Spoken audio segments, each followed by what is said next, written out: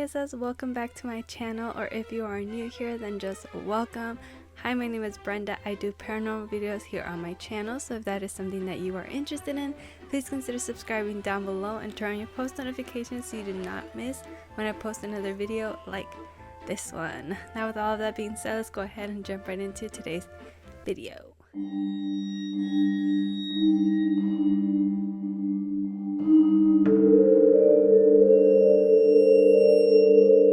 Sorry you guys, I quickly needed to interrupt the video to thank Rose Forever New York for partnering with me once again for today's video. I just wanted to share with you guys what this company is. They are a New York based company and they've been around since 2019. They make beautiful flower arrangements with 100% real roses that last up to 1 year, you guys. They are 100% natural and they are preserved with natural oils as well, so they stay looking brand new. This is a bouquet that they gave me in March, so it's been a few months now that I've had it and it still looks so good. The roses are still so pristine. As I said guys, they are 100% real. Like if you could feel them, they're real roses, no joke. And they smell amazing and look amazing as home decor. I have a few more over here on this little table in my living room. They make a great gift for anybody in your life who loves flowers as well. They come in so many different colors, shapes, and the amount of roses, so there are so many options for you to choose from. So if you are interested in checking these out and purchasing one for yourself, I will leave their information in the description down below. And they're having a beginning of fall sale, and you can also use my code BeyondBSA25 for $25 off your order site-wide. So make sure you guys go check them out and show them some love. And thank you once again, Rose for New York, for working with me once again. It's always a pleasure to work with you guys. And now back to the video. Hello my friends, I am so happy to be bringing you guys another video today. And as you can tell by the title, today I am going to be reading my subscribers' paranormal stories. So these are stories that were submitted by you guys to me, to my email as always. And if you would like to send your stories in, or if you're interested in sending the story of somebody you know in your life, please make sure to send them to my email. That is the only place that I read them from, and the email is beyondbsaparanormal@gmail.com. and I would really appreciate it, and I would love to share your paranormal experiences here with our viewers on this channel. We really enjoy these ones because I think it's really intriguing to just hear about the different experiences that people have had firsthand, and especially people that I know watch this channel. It just makes it so much more personal and more like of a closer tie than just random stories like when I read them off of Reddit and stuff. So I really do appreciate that you guys take the time out of your day to send them in to me and put them all together for me in a nice little email. I really do appreciate it, as I said for like the 5th time. But without further ado guys, let's go ahead and jump right into the story. Let's go ahead and get into story number 1. Okay, this one says, "Hello Belleza, my name is Jackie. I love your videos. I always binge watch them when I get bored, and I'm always looking forward to the new videos." I really appreciate it, Jackie. Anyway, I have a few scary stories from an early age. I've always been a gifted person. I'm able to see spirits, and it's both a blessing and a curse in my opinion. My mom once sent me to Mexico for 2 weeks when I was 8. This was my very first time ever going to visit my family, so I was really nervous. I stayed at my grandma's house in Zamora. I don't know how old her house is, but I remember I stayed with my grandparents in the living room. And since I was little and it was my first time being away from my mom, I couldn't sleep. And I just tossed and turned until I just gave up and decided just to stare at the ceiling, hoping my eyes would get tired and I'd eventually fall asleep. So I turned towards the kitchen as I was getting sleepy, and I saw the shadow of a family holding hands in the kitchen. I know it was a mom and her 4 kids, and each time I would close my eyes and open them again, they got closer. I was terrified. I tried waking up my grandma, and she would just tell me, "You're okay, just go to sleep." But I never slept that night. I remember the next day I felt weird, like really uncomfortable the whole day. and I just tried to play with my cousins. But all of a sudden, I saw on the stairs a little girl running up the stairs. Mind you, my only girl cousin is right next to me, and I just sat there kind of distracted as she disappeared out of thin air. It was so unsettling. Oh, that is so eerie. Okay, and this is her second story. This also happened when I was in Mexico. So I have an older cousin, and my aunt and her decided to take me to my great-grandma's house, but the structure of the house is so weird. It was like a house, but it was a long hallway of room, and then you go outside and like no roof in the middle, and then there's the kitchen disconnected from the house. But anyway, my grandma, when she was small, was obsessed with those creepy dolls and had a room full of them. And my cousin thought it'd be nice to take me to the room and show me, but it was not. Because then she left me alone in the room since my aunt had called her. So she left, and I remember seeing the dolls moving, and the dolls' eyes would move everywhere I was going. And it was the worst paranormal experience ever. Yeah, that has to be because dolls are the worst. Okay, and then her third story. It says this happened when the first Annabelle movie came out. So my sister and her friend decided to go see it, and me being me, I was like, I want to go too. And so I went, and you know what they say about scary movies. Sometimes people go with bad intentions, and I think that's exactly what happened that night. Because for the next week or so, I kept having a nightmare about the lady from the movie coming out of my bathroom and running to my bed. And each night she got closer, and the last day I had the nightmare in the morning. After that, I woke up with 3 scratches on my thigh, but nothing ever happened after that. Oh my God, hopefully that was something that you did to yourself on accident, because I don't know what kind of reach that was. Alright, and her fourth one. This happened, I believe, 2 years ago. So my mom was newly single and decided to go out with this guy. Mind you, it was like 12 a.m. and we all told her it was too late, but she decided to go anyway. I guess they started arguing because he took her to this wood area full of trees where they could park and nobody was there. And my mom was feeling really uncomfortable, and she was telling him, we should go, I don't want to be here. And he was like, no, it's fine, we're okay. And my mom, being mad, just turned towards the window and stared out, but then decided to turn to him and tell him once more that she wanted to leave. And that was when she saw the spirit of a woman in all black just standing beside the car, and freaked out, and so they left. The next morning, my sister was like, did you hear about what my mom saw? And I was like, no, what happened? And so she told me, and I was in disbelief and sort of scared because that night around 3 a.m. when my mom saw that thing, I had a dream and saw the exact same thing. This lady in all black with her head down by a place full of trees. Oh my God, y'all had a connection with whatever experience that was. That is so creepy. And her fifth story. This experience is short, in between months. I'm a really sensitive person, so I tend to get sick pretty easily. There was a period of time where I had vertigo and would just get really sleepy and fall asleep. And so it was hard for me to go anywhere without passing out. And my mom had a family party, so she was like, call me if you need anything. I was home alone and was on the phone with my then boyfriend, and I just remembered hearing something really loud in the kitchen. And I was like, what the fuck? So I went to go check it. And one of my pans had flown across the kitchen.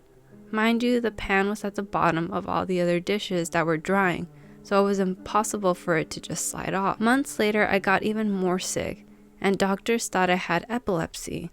And so I stayed at night at the hospital, and I felt really down, and I was just going through it. Then my aunt called my mom and asked how I was doing, and she said that she had a really weird experience. And my mom was intrigued, so she asked, what happened? And she told my mom that the painting I had given her, which she had nailed to the wall, had fallen face down out of nowhere. That's when my mom told me, I think you should pray because someone might be doing something to you, like you need to be careful. Then a week later, I was home and I was just starting to get back into things, and I just get this weird feeling like someone was watching me, but there was nobody there. So it was weird, and it went on for a few days, and then I started having this dream of me being in the wooded area, cave full of bats attacking, and I thought it was so weird, so I searched it up, and it said it was a bad omen, and I was a little bit spooked, but I just brushed it off. And then one day after I had stopped having the dream, bad things started happening. My cousin was in a car accident, and my other cousin was in jail. Until today, I still get weird feelings, and then either days or weeks later, something bad happens. It's almost like a sixth sense. That's my last story. I know you needed some more submissions, so I thought I would send in all my stories. And I would love it if the bellezas would help me out and give opinions on what you guys think was going on. And if you have any questions, please DM me and I'll just put it on here, Jackie. I think that's her Instagram. And if you want more stories, I have a lot more. Lots of love. Oh my God, Jackie. Thank you so much. You're a lifesaver. Because I did really need more submissions, and you just knocked it out of the park. You said, you want more? I'll give you 5 stories, girl. But these are really good. And sorry, I keep like choking on my breath. I don't know why. I'm like out of breath. I'm like, did I go on a jog or something in my sleep? Like, what is going on? It is midnight and I'm anxious, so I shouldn't have had coffee so late. But anyway, thank you, Jackie. Definitely, it's giving Sixth Sense vibes, especially because of the connections that you had in some of these things that happened to you, like with your mom and then with your aunt and when you were in the hospital. Like, all of those feel like there was a lot of interconnections, and it could have been something bad following you and it was making you feel this way. And then also you might still have some kind of presence like among you, and then you kind of just sense the energy, and it could be good or it could be bad, and it could also waver. Like, it could come and go, it could be there for a little bit or stay for a long time. But I don't really know anything about that personally, since I've never experienced anything like that. But just from what I hear in shows or movies or the internet or other people's stories, I feel like that's probably all that it really is. If you're gifted with some kind of intuition or sense, like as I said, sixth sense, when it comes to spirits or people's energy in general, that's maybe something that you're experiencing. I don't know personally, but yes, as you said, maybe somebody in the comments could give a little bit more insight as to what they think is going on. But anyway, thank you so much, Jackie. I really, really appreciate it. Now let's go ahead and get into the second submission. All right, and this one is titled Malevolence in the Residence. Hey, it's Lily. I'm writing this on a Sunday morning before getting ready to watch Barbie. I am in the mood to write, so I asked my sister about the spooky encounters that her and our other siblings have talked about a few times. I never really paid much attention to those and didn't remember a single complete story. Before I was born, my 4 siblings lived at the town where our mom grew up. They rented a 2-story house for years. A lot of stuff happened there, and they just got used to it eventually. Let's start with something that was a regular occurrence. Every time there's a power outage at early evening, they would all gather at the living room downstairs, because that's the only area where all members could fit. Every single time, chairs would get dragged in a rough manner upstairs. The noise could be heard all over the house. It was that loud. My parents never thought much of it. The worst one was in the middle of sleeping. My 2 sisters, Lalaine and Christine, got awakened by a loud scratching sound on the walls. Lalaine's bed is located against the wall, making her hear it a lot more intensely than Christine. She rolled and fell off her bed. They both waited for the sun to rise, then told our parents. Expectedly, they didn't believe it, until they saw that there really were scratches on the wall of what looked like a knife being ran across it. My mom then told a neighbor about the encounter, and that's when their housemaid revealed that she saw something that night. She peeked at the window because the dogs kept howling. She was shocked to see a giant bird on top of a very tall fortune plant, a bird that was the same size as a human. She closed her windows and jumped under the covers until she fell asleep. My mom decided to chop the tree so that the unidentified creature won't have anything to stand on to peek through the window anymore. She was convinced that it was a shape-shifting monster out to get children. Still in that house, One of my brothers was about 6 years old and showed signs of disturbance that could either be normal for a child's overactive imagination or an actual issue that should have been looked at. He would suddenly wake up screaming and jumping around because there are ants crawling on him when there weren't. Sometimes he would also claim that there are giants hanging out in the backyard and won't go away. In our culture, there's this certain type of giants that are categorized as evil entities. Not all can see them. We hit rock bottom and had to move. The new place was terrifying on a different level. We're talking crimes and literal filth. Evil spirits would have been more tolerable. Thankfully, I was 3 and couldn't recall a single thing. I have told my friends and family about you. They all know how excited I get with every video you put out. Thanks to you, I am able to do my writing hobby.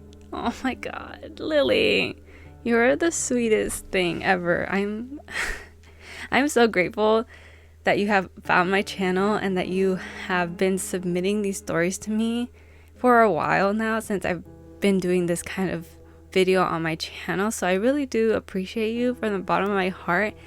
And your stories are always like so wild and so eerie, and all the words that I can't think of right now. My head's all over the place. But anyway, that story was it was a good one. It really was. And it seems to me that like these paranormal things just follow your family around. You guys have so many intriguing stories, so many stories that are just like out of this world, creepy, and that was definitely on the top for me. I really enjoyed that story, and I appreciate it, as I said, for you sending these great stories to me all the time. And now let's go ahead and get into story number 3.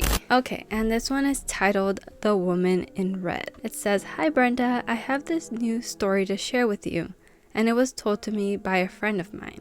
Well, here it goes. A long time ago, my friend said when she was about 7 or 8 years old, she would spend the night with her grandparents every other weekend at their house, while her parents had to work overtime. So one late evening, while everyone else was asleep, my friend went into the kitchen to get something to drink. When she was on her way back to bed, she heard this sound, like someone was singing, and it grew a little bit louder. And at first she thought it was her grandparents, especially her grandfather, who was still up late watching a movie. But this time he wasn't. She thought after it might be coming from the neighbors next door. But again, it wasn't coming from them either. The singing grew more eerie, and she went to check up on her little brother to see if he was okay. And he was deep asleep, and she didn't want to wake him up. After that, she also decided to check up on her grandparents, but when she opened the door to their bedroom slowly, she saw a ghost of a woman. She was very slim with long red hair and wearing a red tight outfit, somewhat like the look of Jessica Rabbit. And she was holding on to a 1920s style cigarette with the holder, wearing a huge red hat on her head. And my friend said the woman looked up at her with a creepy smile, standing right next to her grandfather, singing and humming. And my friend stood frozen for a second, and after she yelled out to her grandparents for help, feeling terrified, and the woman flew out from the bedroom window. After that happened, my friend said she never slept over at her grandparents anymore. And she told them about the ghost, and they didn't believe her. They thought she had a bad dream or was just imagining things that night. But she knew what she clearly saw, and it wasn't a joke. Thank you, Brenda, for sharing these spooky stories. Oh my god, thank you so much for sending this creepy ass story to me. How do you even explain that? I wouldn't believe that either. I'd be like, what? I would just think that somebody had a woman in there and she managed to escape somehow. And it looked like she flew out the window, but she just crawled out or something. But that would be kind of a stretch, because obviously both of the grandparents were sleeping. So if I'm not saying that this was what happened, but if her grandpa was sneaking a woman in, he wouldn't be sleeping, and she wouldn't just be standing next to him with a grandma next to them, right? That'd be so awkward. But I really enjoyed that story. I was like picturing in my head too. I was like, oh, she seems kind of sexy. But I would honestly still be scared, because if I saw that, I'd be like, what the hell is this random person doing in my house? Again, I'm like out of breath. I don't know why. Maybe I'm scared. Am I scared and I'm not registering it? Have I desensitized? I don't know English. Anyway, thank you so much for sending that in to me. I really enjoyed that story. I enjoyed all the stories. I always do. You guys have some wild, wild stories, and I just can't imagine. I always say this. I'm like a broken record. I always say this, but I can't imagine going through any of those things. Like, not a single one. And I always say this because obviously I don't have any concrete paranormal experiences that I can talk about, because all the ones that I have, that you guys obviously have heard of before because I've shared them on my channel, all of them have been speculated by myself, because I can't really say for sure what I saw when I was little. It could have been my active imagination. You know, it was between the ages of 7 to 10 or something like that. So I can't really say without a doubt that I saw what I saw. So yeah, my experiences are not as crazy as your guys's are. So I honestly truly can't imagine going through any of that, because even the ones that I have, they keep me up at night sometimes. I like go through them again in my head and I go, man, what was it that I really saw? Like, I am like, am I making all this up in my head? And I honestly can't trust my memory at that age. So I just wish I could go back in time to those specific moments and watch them play out, because sometimes it drives me crazy. I'm like, oh my God, I really wish I knew like exactly what happened. Like maybe there's an explanation to all of it, right? But anyway, I'm just babbling now. But thank you so much to everybody who submitted their stories. I always appreciate you guys sending me whatever story that you have. And as I said, make sure to send yours in, because I always run out of these stories and I always enjoy reading them. So once I don't have any more, I'm just kind of like, what do I do now? But anyways, yeah guys, that's gonna be the end of today's video. Thank you so much for watching all the way to the end. And before I do end today's video, today's comment shout out goes to this person right here. Thank you so much for leaving a nice comment. As always, I really do appreciate it, and it really makes my day. And if you want to be the next comment shout out, all you have to do is leave me a nice comment down below, and that's it. And also, if you made it all the way to the end of this video, make sure to comment a red flame heart emoji. That's the only emoji I could think of right now. That way I know who stayed all the way to the end of the video. And if you did stay all the way to the end, just know that I truly, truly appreciate you, because not a lot of people stick all the way to this point. So me and you are besties now. Alright guys, that is going to be it. Again, thank you so much for watching. Hopefully I will see you in the next one.